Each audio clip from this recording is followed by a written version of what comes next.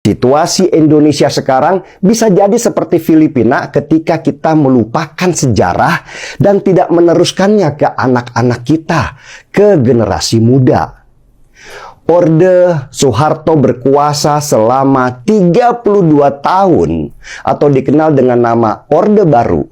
Bisa dibilang orde yang paling tamak, paling rakus ketika kroni-kroni dan keluarganya Soeharto merampok harta rakyat Indonesia.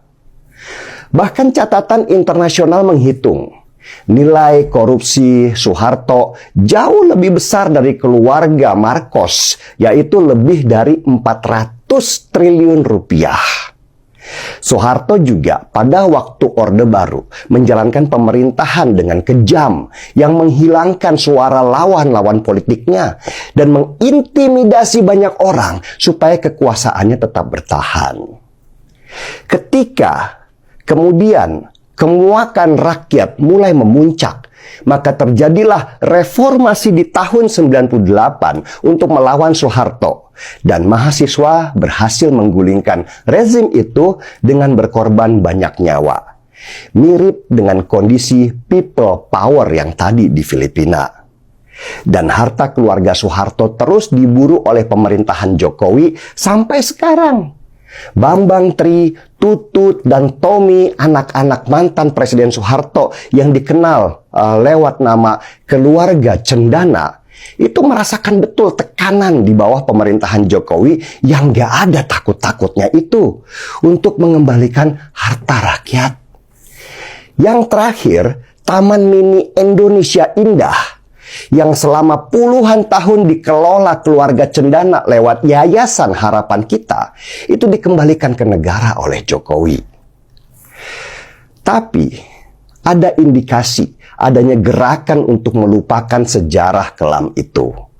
Generasi milenial dan generasi Z yang di Pilpres 2024 nanti akan menguasai para pemilih, dibombardir terus untuk melupakan sejarah rezim Orde Baru.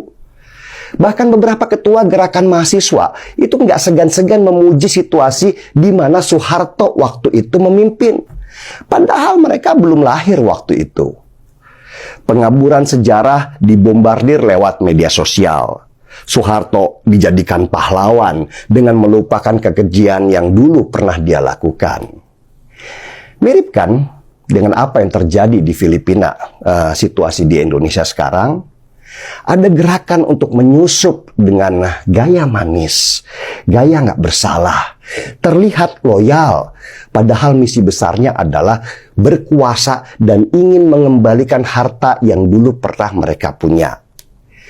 Jaringan ini pernah kalah di pemilu selama 2 kali oleh Jokowi, tapi tetap ingin comeback dengan wajah lain untuk menarik simpati. Saya hanya nggak ingin kejadian seperti Filipina itu terjadi di sini, ketika masyarakatnya cepat lupa. Kalau mereka kembali berkuasa nanti, sia-sia apa yang sudah dilakukan oleh Jokowi selama hampir 10 tahun. Dan kita akan kembali hidup dalam tekanan.